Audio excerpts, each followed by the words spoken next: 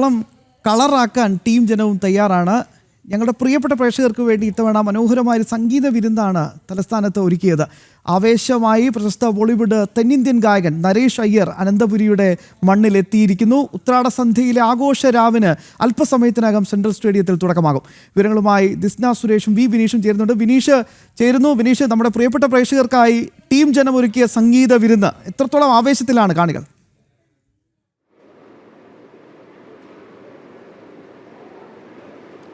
ഈ ഓണത്തിൻ്റെ വലിയ ആവേശം തന്നെയാണ് കാണികൾക്കുള്ളത്. സമാനമായ ആഘോഷം ഇപ്പോൾ അല്പസമയത്തിനകം തന്നെ ഞാൻ നിൽക്കുന്ന ഈ സെൻട്രൽ സ്റ്റേഡിയത്തിലെ മ്യൂസിക് ഇന്ത്യ സീസൺ 3 പ്രേക്ഷകർക്ക് മുന്നിലെത്തും. ഒപ്പം തന്നെ നമുക്ക് പറയാൻ സാധിക്കുക, ഒപ്പം ഈ ഓണം സംസ്ഥാന സർക്കാരിൻ്റെ കീഴിലുള്ള ഓണം വാരാഘോഷത്തിൻ്റെ ഭാഗമായുള്ള വേദിയാണ് ഇത്തവണ മ്യൂസിക് ഇന്ത്യ സീസൺ 3 തുടക്കത്തിൽ അതിൻ്റെ ഇനാഗുറേഷൻ ഫംഗ്ഷനായി അല്ലെങ്കിൽ ഉദ്ഘാടന ഫംഗ്ഷനായി നമ്മൾ എത്തുന്നത്. ആ ഉദ്ഘാടന ഫംഗ്ഷൻ്റെ ഒരു ഉദ്ഘാടന ചടങ്ങിൽ പ്രത്യേകിച്ച് വിരുന്നൊരുക്കുന്നത് വലിയ ഗായകൻ നരേഷ് അയ്യരുടെ നേതൃത്വത്തിലാണ്. അത് നമുക്ക് അല്പസമയത്തിനകം ഇവിടെ എത്തുന്ന സെൻട്രൽ സ്റ്റേഡിയത്തിലെത്തുന്ന കാണികൾക്ക് അത് അനുഭവിച്ചറിയാൻ സാധിക്കും. എന്തോടൊപ്പം ദിസ്ന സുരേഷും കൂടി ചേരുന്നുണ്ട്.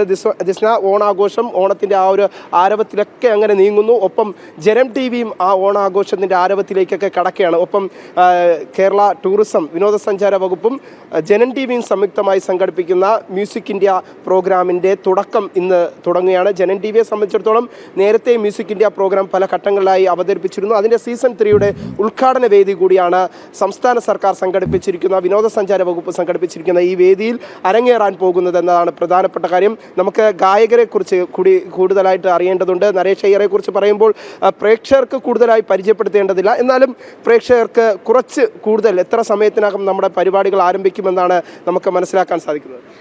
വിനീഷ് സൂചിപ്പിച്ചതുപോലെ തന്നെ വലിയ ആവേശത്തിൽ തന്നെയാണ് തിരുവനന്തപുരം എന്ന് തന്നെ നമുക്ക് പറയാൻ കഴിയും. എന്തായാലും ജനം ടി വി പ്രേക്ഷകർക്ക് മുന്നിൽ ഒരു സമ്മാനവുമായാണ് എത്തുന്നത്. നരേഷ് അയ്യരുടെ പാട്ട് കേൾക്കുവാൻ വേണ്ടി ആളുകളൊക്കെ തന്നെയും കാതോർത്തിരിക്കുകയാണ്. അല്പസമയത്തിനകം ഈ വേദിയിൽ നരേഷ് അയ്യർ പാടും. അതോടൊപ്പം തന്നെ ഈ വേദിയെ വർണ്ണാഭമാക്കുവാൻ, ചുവടുവയ്ക്കുവാൻ നിരവധി കലാകാരന്മാരും എത്തുമെന്നത് തന്നെയാണ് ഈ പരിപാടിയുടെ ഏറ്റവും വലിയ സവിശേഷതയായി എടുത്തു പറയുന്നത്. നമുക്കറിയാം, തിരുവനന്തപുരം തലസ്ഥാന നഗരി ആഘോഷങ്ങളുടെ ഒരു രാവ് തന്നെയാണ്. അപ്പോഴാണ് ഇത്തരത്തിലുള്ള ഒരു പരിപാടി ജനം ടി വി സംഘടിപ്പിക്കുന്നത്. കഴിഞ്ഞ 2 സീസണുകളും വലിയ വിജയമായാണ് മ്യൂസിക് ഇന്ത്യ നടന്നത് എന്ന് തന്നെയാണ്. എന്തായാലും വലിയ ആളുകൾ, അതായത് വലിയ ജനാവലി തന്നെയാണ് ഈ പരിപാടിയിലേക്ക് ഇവിടെ എത്തിക്കൊണ്ടിരിക്കുന്നത്. അല്പസമയത്തിനകം ഈ വേദി പാട്ടുകൾ കൊണ്ട് നിറയും. ആളുകൾ ആഘോഷത്തിമിർപ്പിൽ ആറാടും എന്നത് തന്നെയാണ് ശ്യാം. തീർച്ചയായിട്ടും ദിസ്ന, ഇതിനകത്ത് പ്രത്യേകിച്ച് തിരുവനന്തപുരത്തെ സംബന്ധിച്ചിടത്തോളം സംസ്ഥാന സർക്കാരിൻ്റെ തന്നെ ഓണം വാരാഘോഷത്തിൻ്റെ ഭാഗമായുള്ള ഒരുക്കങ്ങളെല്ലാം നടക്കുന്നു.